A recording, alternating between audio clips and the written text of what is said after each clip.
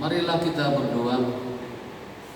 Bapa kami yang di surga, kami bersyukur kepadamu karena Tuhan sangat baik dalam hidup kami.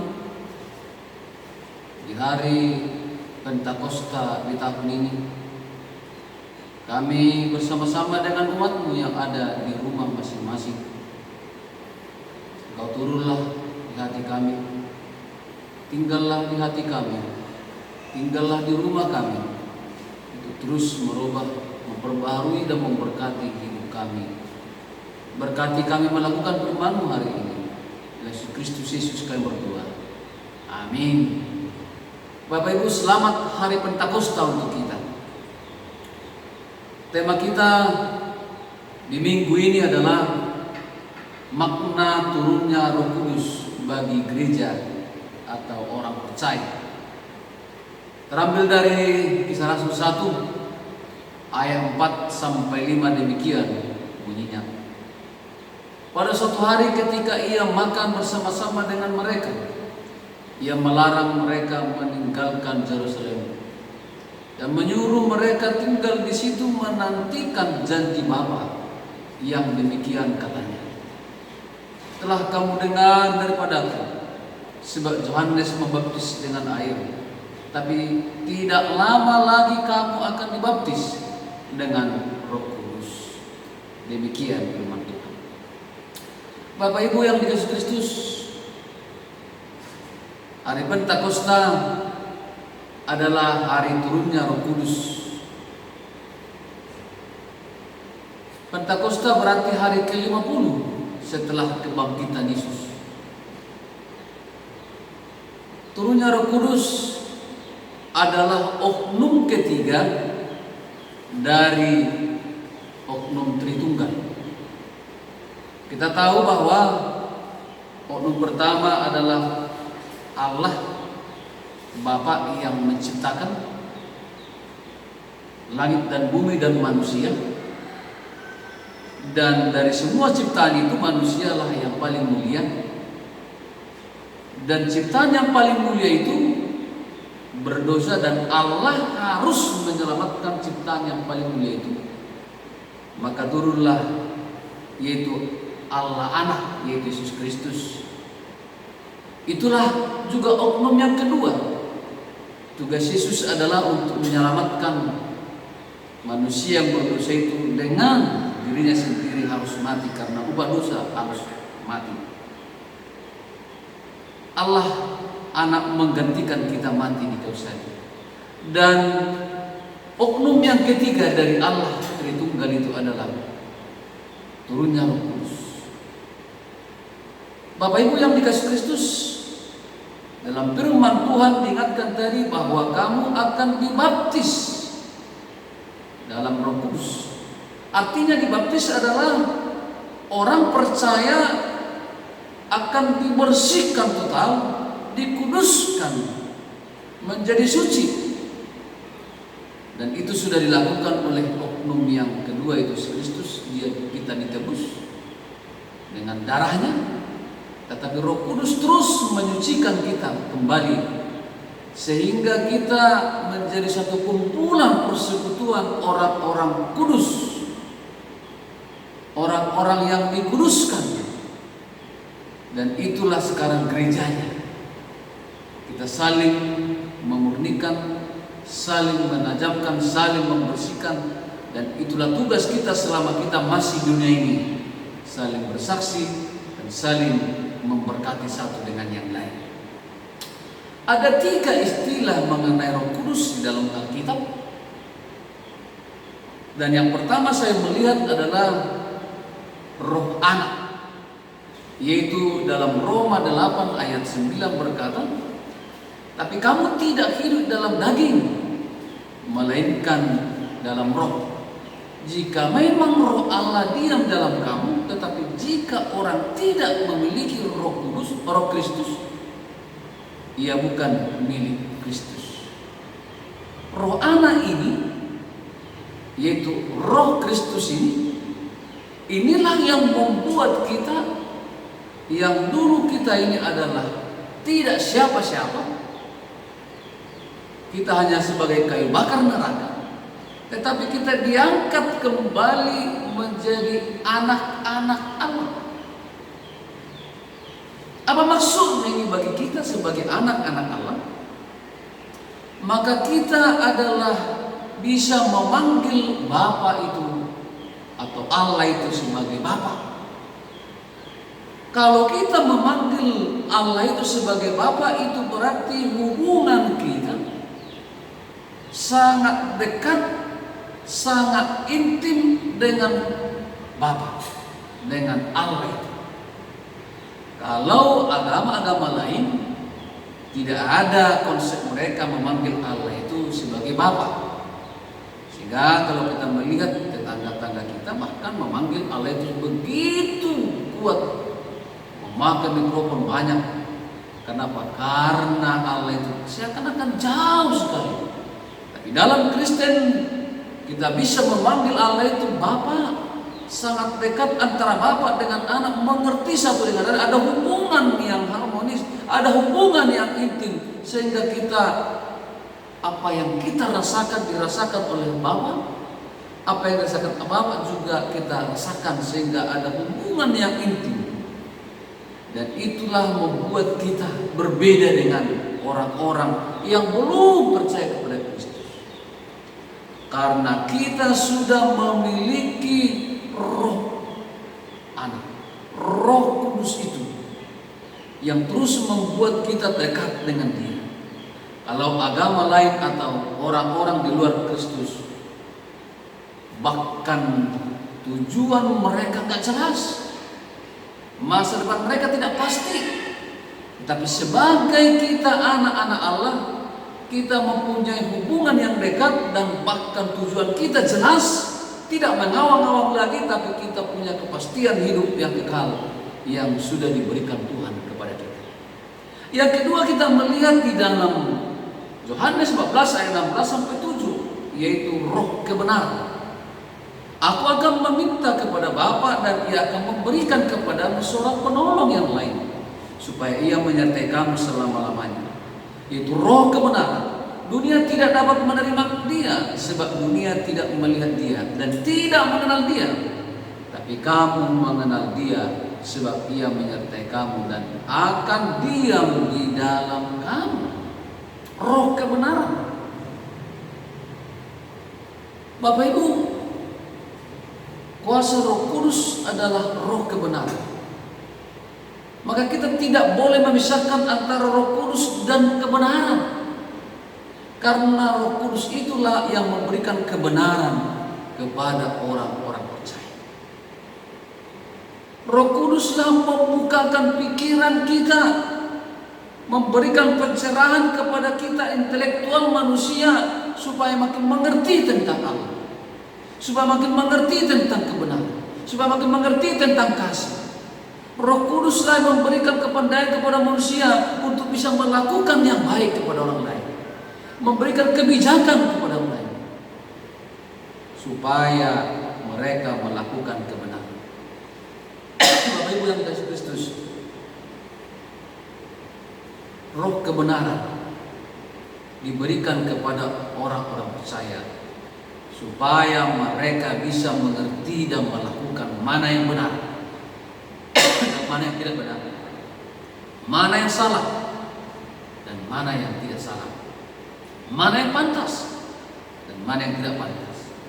Roh Kuduslah memberikan pengertian itu kepada orang percaya, mana yang harus dihindari atau harus dilakukan, mana yang harus dimakan atau tidak dimakan. Dan roh kebenaran itulah memberikan pengertian itu kepada kita, sehingga kita tahu mana yang terbaik dalam hidup ini.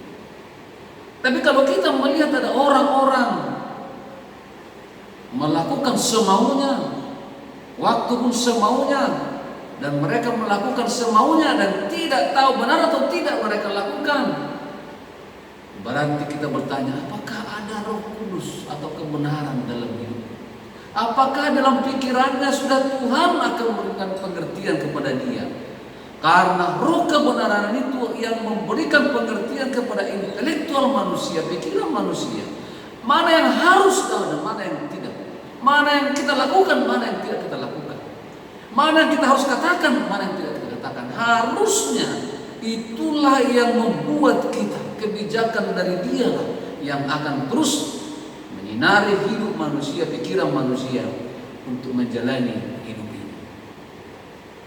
Yang ketiga adalah roh penghibur. Yohanes 14 ayat 7 berkata, namun benar yang kukatakan ini kepada kamu adalah lebih berguna bagimu jika aku pergi. Sebab jika aku tidak pergi, penghibur itu tidak akan datang kepadamu. Tapi jikalau aku pergi, aku akan mengutus dia kepadamu. Yang ketiga adalah dari Roh Kudus, itu adalah roh penghibur. Bapak Ibu yang dikasihi Kristus, dunia ini adalah membuat kita pasti pernah mengeluh, pasti pernah kecewa, pasti pernah takut.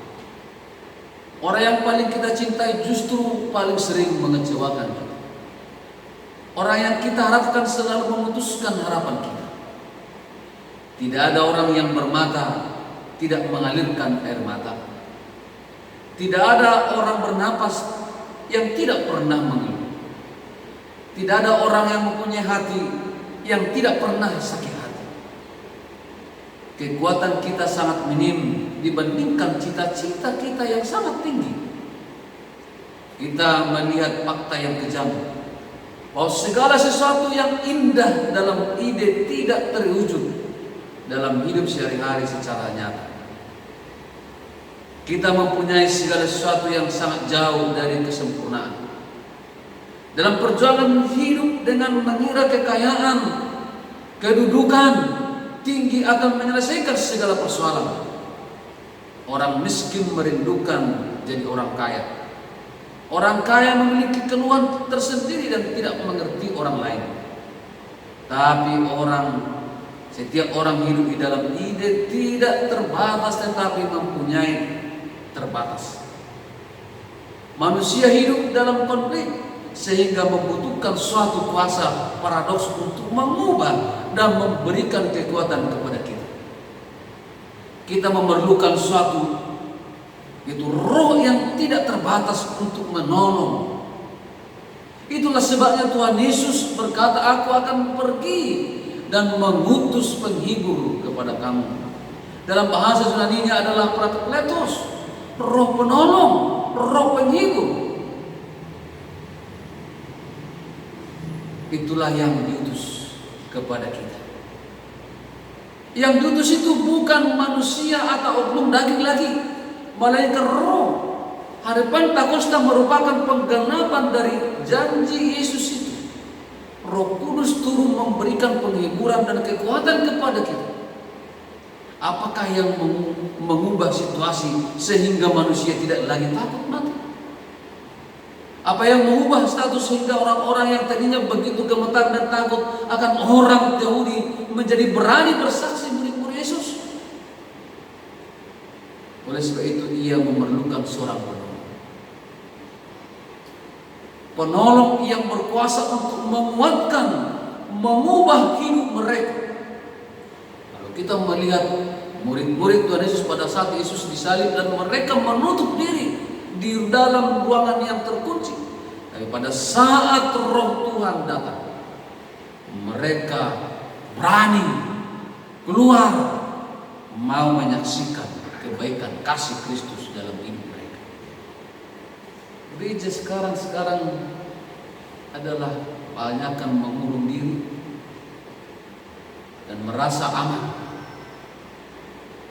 dan mereka tidak mau lagi keluar untuk memberitakan kabar baik.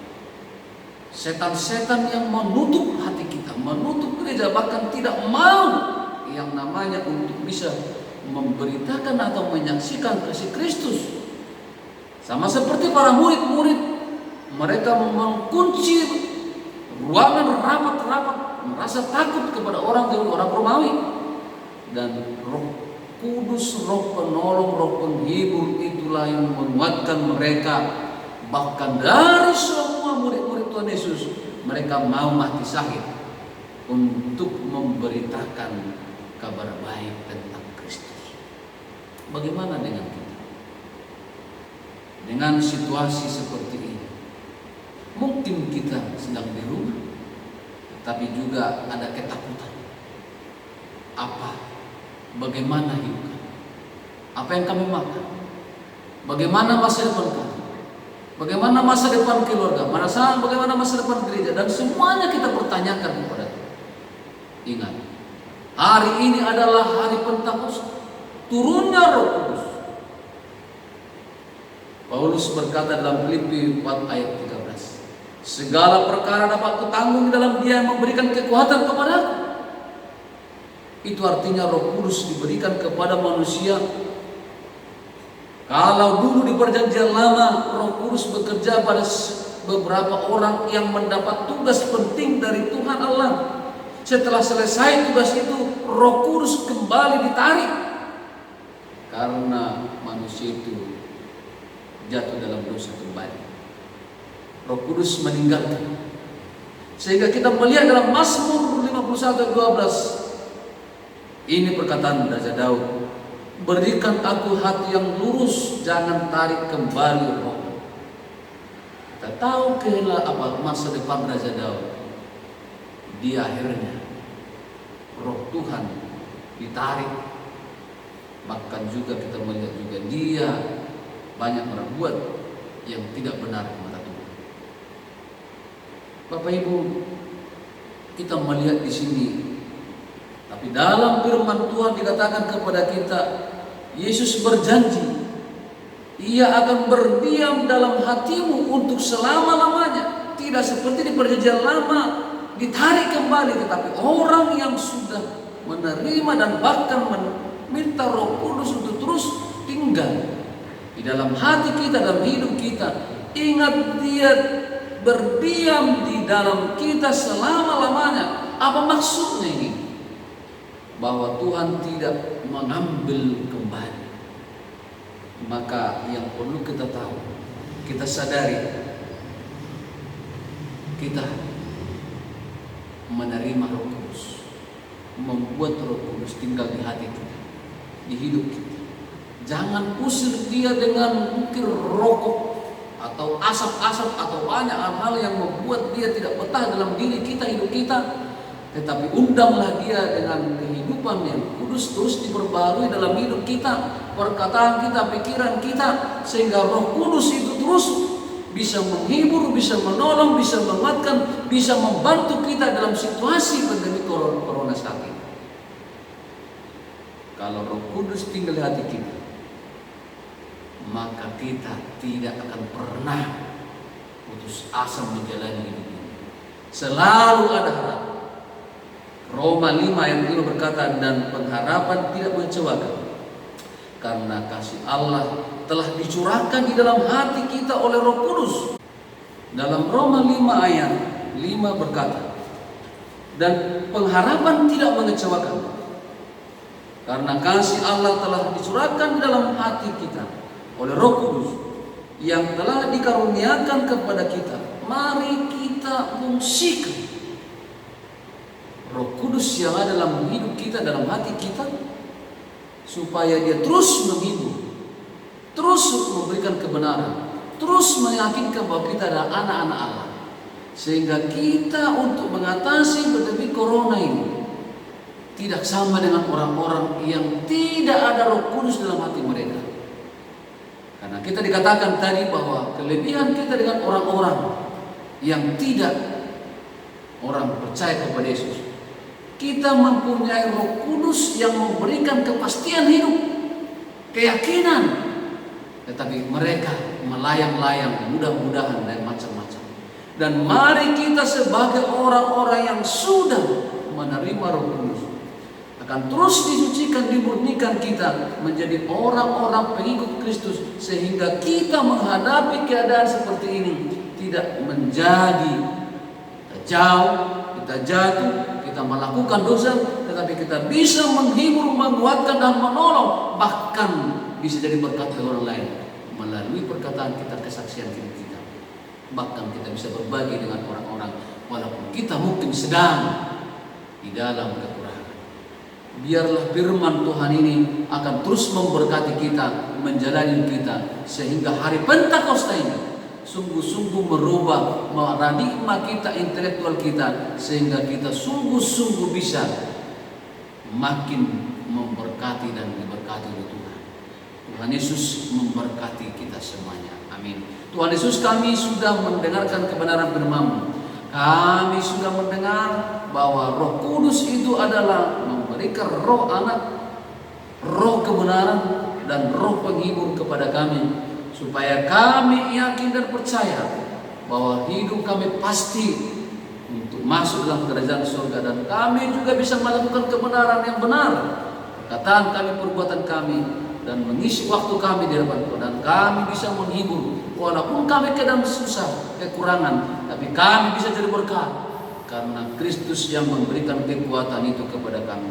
Bekerjalah Engkau dalam hati kami, karena Roh Kudus itu akan menguatkan kami, mampukan kami untuk terus jadi berkat, menjadi saksi bagi orang-orang dan dunia yang tidak pasti ini. Terpujilah Engkau, di dalam Yesus Kristus kami berdoa.